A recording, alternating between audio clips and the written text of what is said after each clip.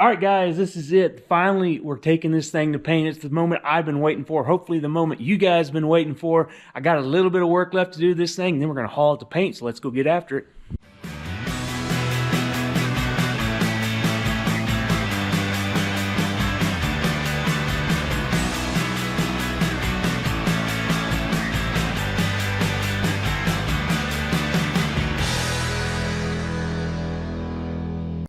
All right, guys, like I said, last episode on this thing, we left off with getting this urethane primer on here. And I've been busy blocking this thing down and getting everything all smooth because there was texture on it when I sprayed it, because I'm not the best painter. That's why I'm not painting the color. If you can see here, here's a spot I haven't done. You can hear that. And then over here, it's nice and smooth. So that's what I'm getting out of it. All the texture in the primer. Also, any little bitty inconsistencies in the surface, I'm getting that all smoothed out with blocking. Doing 320 on this. The painter I'm using, he wants 320 on it because he said the way they do it, they put down more product than others. And usually, from what I've seen, you kind of want to be 400 and above for surface, but he wants the adhesion. So I like that idea because the whole reason I'm having him paint this truck is because I want durability, not show truck finish, which I'm not. Everything he's done for me in the past, it's been great, so I'm not really worried about it. But I would much rather have the adhesion and not have any kind of chipping or delamination kind of issues down the road. So I'm doing what he recommends in 320, and it's smoothing out really good. There are a few spots that I burned through just not being careful, like right here is one of them. There's a little bit of bare metal, and like right there in the corner. And I guess I did pretty good on this door. Over here on the other side, I did on the edges of the door.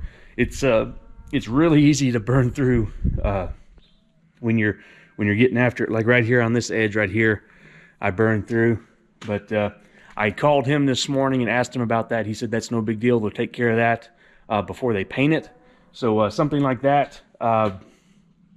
Like if you did a sealer coat or something, I think you could do the sealer right before you spray paint, so you're within the recoat window of the sealer and you don't have to scuff it or sand it or anything like that. So I'm not sure if that's what he's going to do, or if he's just going to spot prime it and seal that stuff up. But we'll talk about that later.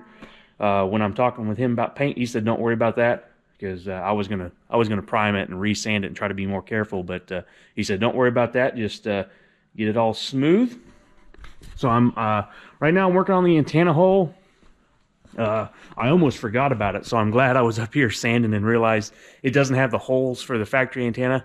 And I want to use the factory style antenna, not the ones that kind of clip in, because I've had problems with those breaking off and being kind of cheap quality. So I had to drill holes for the screws to hold the antenna on. This is just a junk one I had out here out of one of the parts trucks. Got that to drill.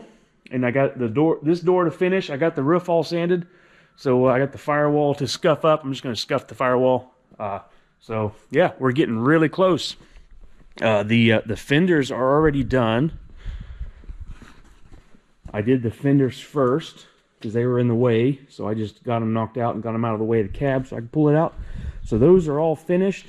The tailgate is bare metal. It's a Dennis Carpenter tailgate. We're going to blast that with a media, and then he's going to prime it and paint it because it's all straight, didn't need any body work. I have a new stone deflector and new ends. These things were originally welded on on the ends here. They were originally welded on from the factory, but I think I'm just going to bolt them on just because it's easier. And then they're easier to paint and stuff and deal with and transport, because this is kind of an awkward thing to transport when these things are on here and it's all floppy and everything and you're worried about beating it up. Glove box lid, ashtray lid, the little pieces that go in the back by the taillights in the bed, the steering wheel column cover. This thing is, I think it's like cast aluminum. I didn't want to blast it with my blaster because I have a pretty aggressive garnet media. I didn't want to pin it too bad, so I'm just going to let him take care of that because he's a professional. And then the upper valance, I still have to scuff that. And the hood, I still have to block the hood. That's going to be a big flat panel that you have to take your time on. But short of that, the bed is about 90% ready. I have most of the big panels on the bed scuffed or blocked. I don't have the harder to get areas like right here, and I haven't got the end caps there, and just little spots like that. The whole inside of the bed is scuffed because I kind of was back and forth on what I was going to do here. Originally, I was going to have him just paint Wimbledon white in the bed, and then a rubber floor mat on it, and just call it good, because there is little dents and stuff in it. If you can see, these are from knocking out dents. And I didn't want to body work any of this, like, you know, put body fill or anything like that, because, you know, that the bed gets beat up and then that chips and then you got big problems. So there's issues with the bed, like the corners are kind of pitted up there in the corners of the bed. See this big old whammy right here? Like, fixing that's gonna be a pain. So I'm just gonna put a rubber mat on it because I'm gonna use the truck. So then I kind of got thinking, well, since it's all beat up, why don't I bedline it? And I am typically not a fan of bedliner in these old trucks. It just doesn't look right to me. I don't like it at all. But the guys I've been getting my paint supplies from, it's R&E Paint Supply. They're in Mountain Home, Arkansas. But they actually have, let's see if I can get it out. They had a Wimbledon white Raptor liner kit. So here's the color, the Wimbledon white color. So it comes with the color that tints your Raptor liner, because you can get tintable Raptor liner. So I'm going to spray the bed in its body color, so it'll be the same as the outside, but it'll be a bed liner, and it'll hide all the inconsistencies, all the little like rust pits and the little dents and dings and stuff like that. It'll kind of hide that and trick your eye, and it won't be as noticeable, and it'll be more durable, and you know, hopefully I'll be able to use the truck and not worry about scratching paint and stuff like that. So that's my plan there. I should have just got all this Wimbledon white bed liner to do the underside of the cab, because I'm doing it in Raptor liner too. But I already have 6 quarts of the black, so I'm just going to do the underside in black because it's what I have. But I talked to him about doing this before and doing it after paint. In my mind, I thought, well, I'll do it before, and then if I screw up with overspray or anything like that, it's no big deal. And then whenever they paint, you know, we just mask off the bed, and if they overspray on this stuff, it's not a big deal. But if I overspray on the paint, it's a bigger deal. That was in my mind anyway. But he wanted to do it after, which makes sense because it's less liability for him to screw anything up. But he said it'll be better.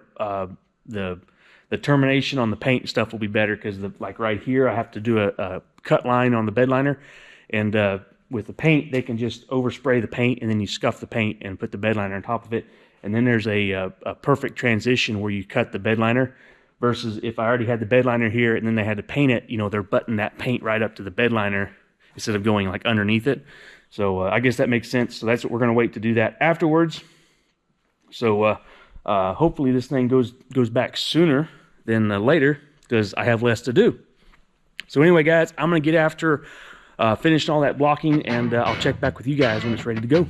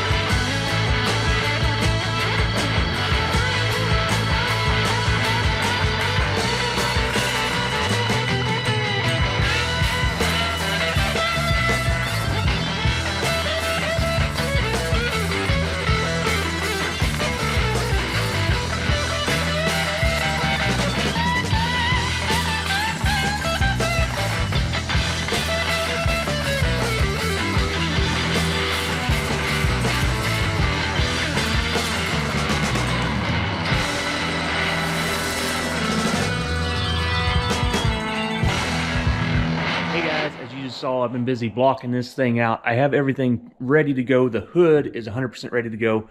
The cab and the bed have a few little spots. I decided to, I was blocking the hood out yesterday morning, and there's a few spots here where I didn't quite get enough primer surfacer on, and I was getting down to the epoxy, like these white spots, and I didn't have all the texture out in other spots. So I went ahead and sprayed another layer of the primer surfacer on this to build it up some more so I can get that perfectly flat without burning through too much.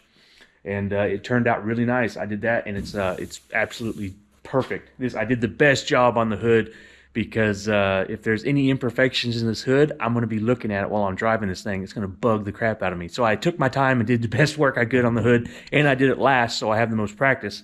So I think the hood's going to turn out really good, and I think everything else is going to be, just fine. But I really took my time on the hood and make sure I did it right. But since I had that primer mixed up for the hood, I went ahead and spot those burn through spots on the cab and on the bed. There's a couple spots on the bed. So I went ahead and spotted those with the primer, and I'm going to block it out just so those guys don't have to deal with it, even though he said he didn't care and they would take care of it.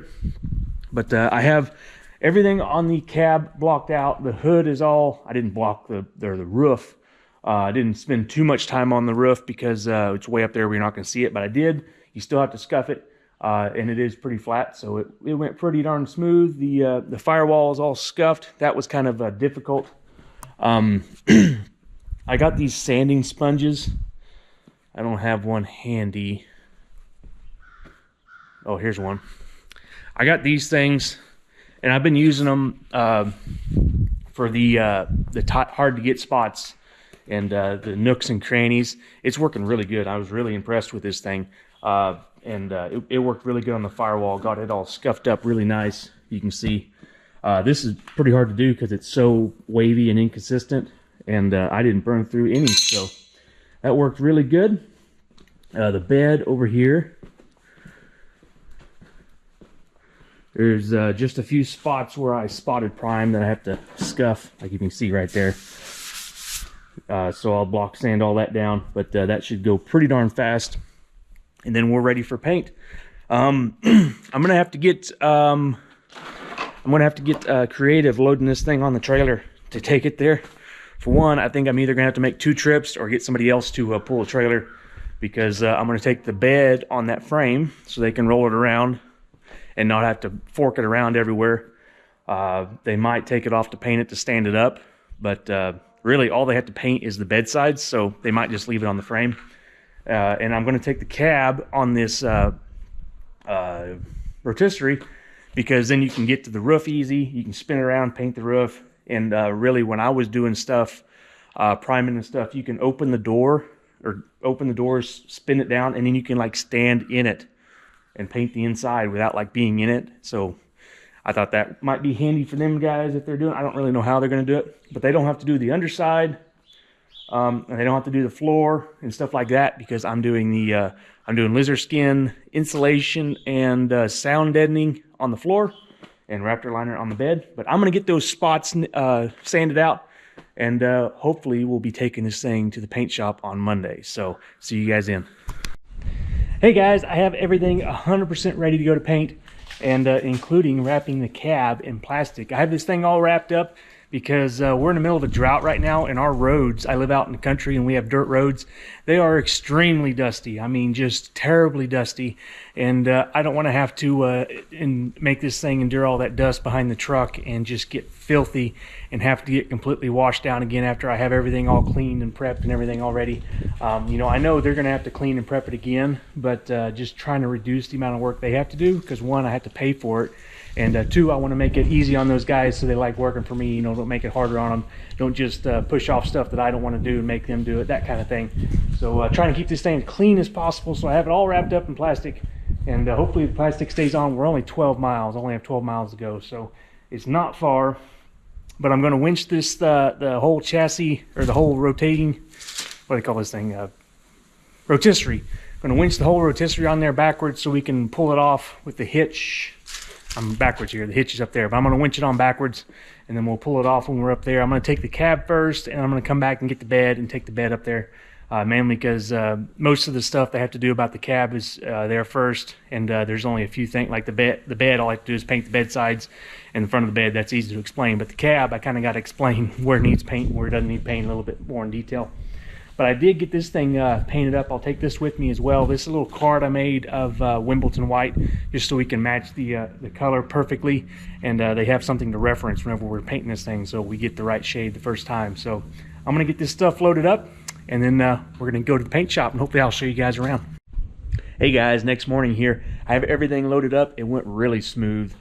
This time right here is when I'm really happy I got this rotisserie with these great big tires on it, because I was just able to hook up my winch and pull it on the trailer, and it went really easy. These big tires rolled up on the ramps in the trailer, no problem, and just able to hook the winch on it and pull it up. If I got one of the conventional style rotisseries with the little bitty caster wheels on it, I would not be able to do this. I'd probably have to get my enclosed trailer out with the smooth ramps, and even then it would probably be a pain when you get to the seams on the door and the hinge and everything.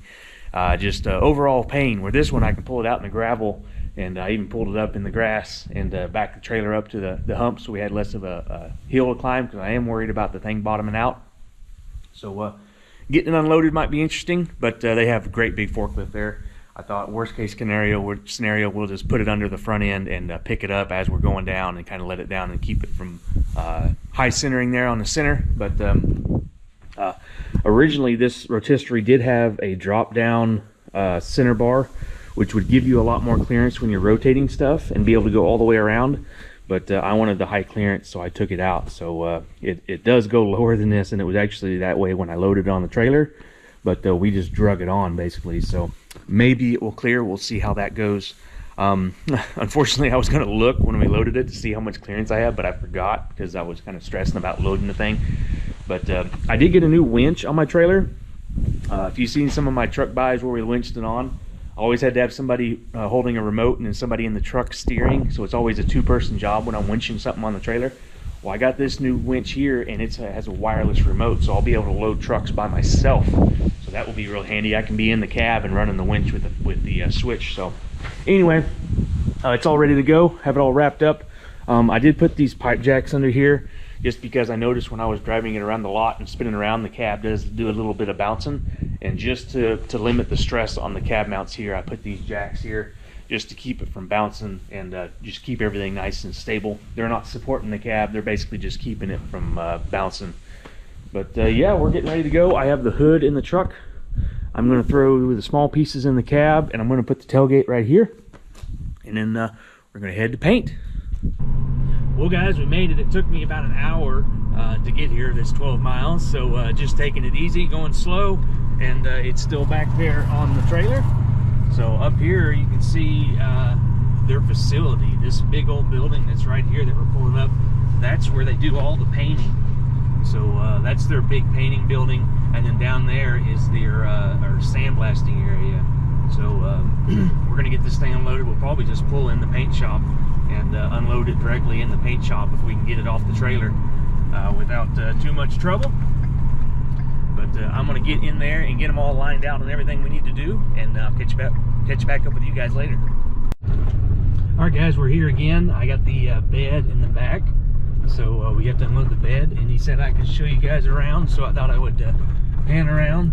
Over here they're unloading. They got this great big crane, and this is the kind of stuff they normally do, great big industrial stuff. We're gonna use that big crane to unload that big tank or whatever that is. But we're gonna back in here and get the bed and stuff unloaded, and hopefully it goes pretty smooth. The cab was a little sketchy. We used forklifts to get it off, but we'll see how the bed goes.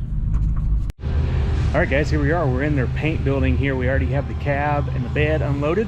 Have the small parts over there on the pallet. Just want to show you how massive this place is. They do a ton of work.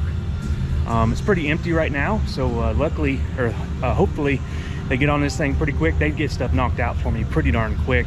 But we're just going to leave the cab on the rotisserie so they can spin it around and paint all the areas they want to paint, so that'll make it easier on them. Here's all the small parts there. We're gonna blast the tailgate so it's nice and abraded, fenders and all the small parts. So they're gonna get this stuff knocked out for me, and then we'll catch back up with you guys once we get it back from paint, hopefully pretty quick. So hope you guys enjoy this episode. We're gonna end it here because we got the cab, everything finally to paint. Real big milestone for me, getting something to paint or doing body work myself for the first time. So really happy to get this thing to paint and anxious to see how it turns out. So hit that subscribe button so you can see how it turns out. Give me a like if you like this truck. I'll see you guys in the next one. Thanks for watching, guys.